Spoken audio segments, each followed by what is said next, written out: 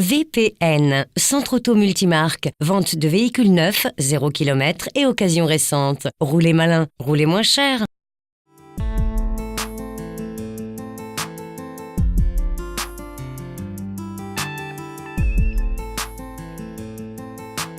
En 1954, Mercedes crée la mythique Mercedes 300 SL Papillon, célèbre aujourd'hui encore pour l'ouverture à la verticale de ses portes, comme un imago qui prend son envol. Plus de 5 décennies après, Mercedes-AMG a conçu et développé un véhicule hors du commun. En effet, le SLS-AMG marie passé avec futur, mais aussi beauté racée et sportivité exacerbée, autrement dit, le meilleur de Mercedes et d'AMG. C'est vrai que cette SLS, c'est avant tout une vraie gueule, on le voit, ce capot qui est proéminent et surtout extrêmement long. La voiture était aussi très particulière, on est assis quasiment sur les roues arrière, donc c'est une sensation de pilotage, elle est aussi très particulière, et la grosse différence par rapport à d'autres, c'est bien sûr ces portes en élytre, et ça, c'est très rare.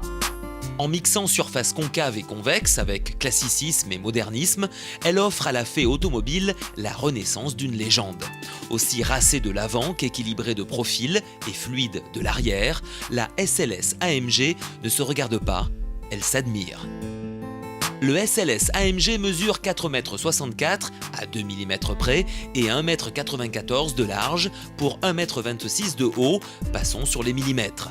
Et miracle de la technologie, seulement 2,66 m pour ouvrir complètement les deux ailes, les deux portes. À l'intérieur, c'est quand même beaucoup moins original que l'extérieur, on le voit, c'est beaucoup plus feutré. Alors c'est sûr qu'il y a tout ce qu'il faut pour s'amuser, avec ici ce boîtier qui permet de changer les contrôles des vitesses, avec un mode sport, sport plus et manuel. Et puis après on a tout ce qu'il faut pour retirer l'ESP et à la fois aussi mettre l'aileron. Et puis à noter le compteur, 360 km/h, bref, il y a de quoi s'amuser. L'intérieur du SLS AMG ressemble plus au poste de pilotage d'un jet. Plusieurs éléments contribuent à produire cet effet.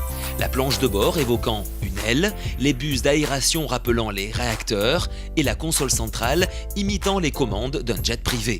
Le combiné d'instruments AMG avec menu principal AMG et chronomètre de course, Race Timer, allie une esthétique et une fonctionnalité remarquables. L'instrumentation comprend 2 compteurs ronds à rétroéclairage blanc et cerclage chromé, plus un indicateur de passage de vitesse à 7 LED.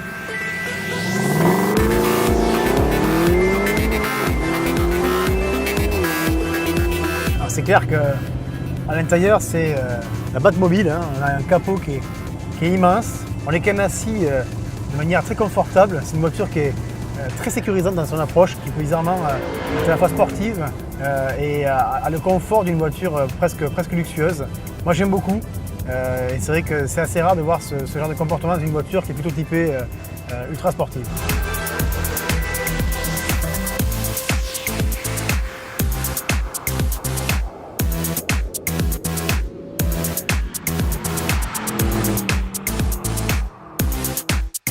D'abord, c'est vrai que le gros plus, c'est ce qu'on entend là, c'est ce moteur fabuleux, 570 chevaux, palette bien sûr, au volant si on le souhaite. Et ici, ce bouton qui est assez magique, lorsqu'on appuie là, on passe en mode manuel ou sport plus, il suffit d'appuyer et là, le bonheur commence.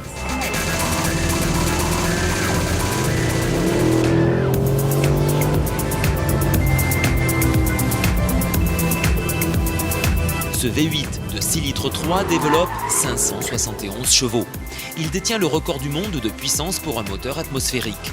Placé en position centrale, derrière l'essieu avant, il a subi les modifications du sorcier maison AMG. Dans le désordre, 650 Nm à 4700 tours minute, le 0 à 100 km/h en 3 secondes 8, 317 km/h sur circuit bien sûr, et côté conso, en cycle mixte, presque du raisonnable, avec 13 litres 2 au 100.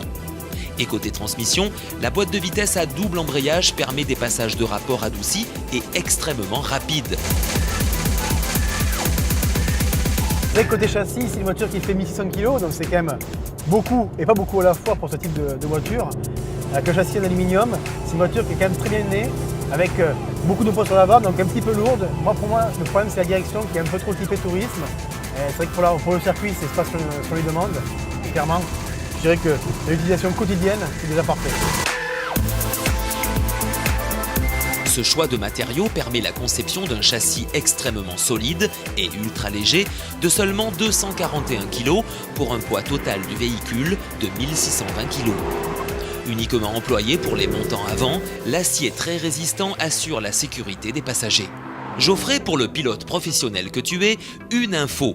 L'arbre de transmission en fibre de carbone est monté dans une configuration similaire à celle utilisée sur la classe C du championnat allemand DTM et permet une répartition idéale du poids avant-arrière, 47%, 53%.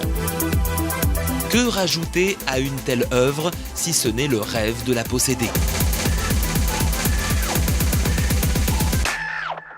VPN, Centre Auto Multimarque, vente de véhicules neufs, 0 km et occasion récente. Roulez malin, roulez moins cher.